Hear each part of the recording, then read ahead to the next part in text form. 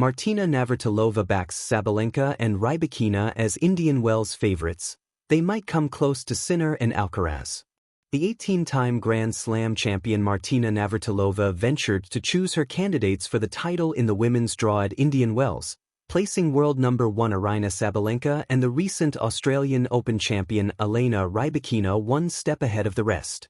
The former American player has 2 titles at Indian Wells, 1990 to 1991, and is the only female player who has successfully defended the title in tennis paradise. Speaking ahead of the Sunshine Swing, Navratilova made clear from the outset that, in her view, the two stand apart as clear frontrunners in 2026. Sabalenka, the reigning world number 1, arrives in the Californian desert with an 11-1 record this season despite not playing since the Australian Open. Rybakina, meanwhile, claimed the Australian Open title and has reasserted herself after an illness disrupted her immediate post-Melbourne schedule. For Navratilova, those early season signals matter. The American of Czech origin also placed the broader context into focus, noting how difficult it is to sustain excellence across Indian Wells and Miami. The so-called Sunshine Double remains one of the sport's toughest back-to-back challenges, demanding both physical resilience and emotional control across 2 consecutive 2-week events. Behind the leading pair, Navratilova sees questions.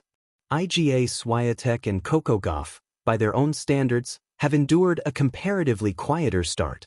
At the same time, a new wave of teenagers and emerging contenders is applying tactical pressure, narrowing margins that once seemed comfortable for the established elite. Sabalenka and Rybakina set the pace. Navratilova did not need much time to define the season's early narrative. For her, the shift was clear from Melbourne onward, where Elena Rybakina claimed the Australian Open title and reasserted her position among the elite. The biggest one is that Rybakina is back. Winning the Australian Open, she played the best tennis when it mattered most. She was holding her nerves better than Sabalenka in the final and won in 3. Rybakina's post-Melbourne illness, which forced her to skip Abu Dhabi and manage her schedule carefully in the Middle East, did not change Navratilova's outlook. She described the physical dip as familiar territory after a major title run. She was ill after Australia, which happens a lot. It's normal to get sick after a major. More often than not, I got sick after Wimbledon and the US Open because the body just goes.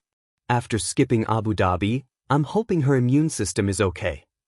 If healthy, Navratilova sees no separation between Rybakina and world number 1 Aryna Sabalenka, whose 11-1 start to 2026 includes another Australian Open final appearance. The Belarusian's consistency at majors remains a defining factor. You still have to go with Sabalenka because she's got the weapons, the 2-time Indian Wells champion added. Right now, the way everything is going, if Rybakina is fully healthy, they are the top 2 players, clear frontrunners. They might come close to the level of Jannik Sinner and Carlos Alcaraz if they keep going this way. Sabalenka's recent Grand Slam defeats, 3 losses in her past 5 major finals, prompted a psychological assessment rather than a technical one. Navratilova framed it as a recurring mental hurdle that only appears on the biggest stage. It's a tough one to get over because you can deal with it until you get there again, Martina Navratilova stated. When you get into that situation, the body kind of does its own thing. And you don't know what to do. You feel like you're outside of your body looking down. It's so easy to develop scar tissue, considering it's the biggest stage. The whole world is watching.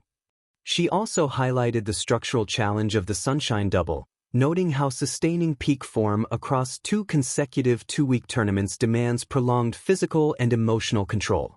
With back-to-back 2-week events, it's tough to stay on top of it for so long, physically or emotionally. You stay in this state of anticipation with those competitive juices, the neurons are firing. Even with a day off, you're still in the tournament. It's a longer stretch of engagement. Swiatek and Gauff face narrowing margins. When the conversation shifted to Iga Swiatek and Coco Gauff, Navratilova avoided alarmist conclusions but acknowledged that the competitive gap has narrowed. Matches once decided routinely are now contested deeper into sets. I think for both Iga and Coco, the matches that they used to win easily, they're now winning sometimes with difficulty, or losing. It doesn't take much to have that happen. What's the final scoreline? Maybe 6-4, 6-4, but it's only 100 points to 94.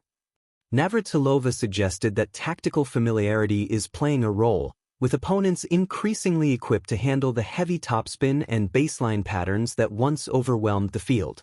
I think the other players are beginning to figure out how to beat them because they have the tools now to get the tactics right. They have clarity of action. They're used to that kind of stuff, so they don't get on the court and say, "My God, I haven't seen that much topspin ever before."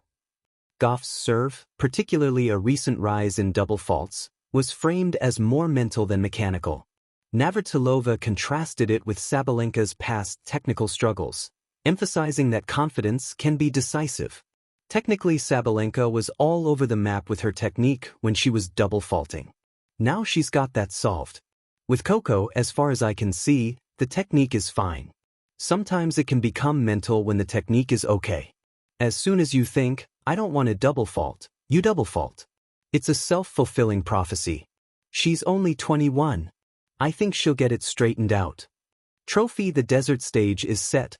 Navratilova's bold Indian Wells predictions. Tennis isn't just a sport of agility and endurance, it's a living, breathing drama of rivalry and reinvention. As the calendar turns to March and the sun-soaked courts of Indian Wells beckon, a familiar voice of the sport has spoken out with bold predictions that could reshape how fans view the 2026 BNP Paribas Open. Martina Navratilova, one of the greatest champions in tennis history, has turned her rich experience and deep understanding of the game into a fascinating forecast for the women's draw at Indian Wells. In an interview that has rippled through the tennis world, Navratilova has identified Aryna Sabalenka and Elena Rybakina as her favorites, not only to challenge for the title but to possibly come close to the heights of elite male players like Jannik Sinner and Carlos Alcaraz. This isn't simply another prediction. It's a statement about confidence, momentum, and the relentless rise of powerful baseliners who have carved their names into the top of the women's game. Glowing star Sabalenka and Rybakina, titans of the W. Aryna Sabalenka, the #1 leader. World #1 Sabalenka enters Indian Wells with serious pedigree. A fearsome competitor known for her explosive power and aggressive baseline play, she's consistently one of the toughest players on tour. Despite falling just short in past Indian Wells finals, she's shown remarkable resilience and growth.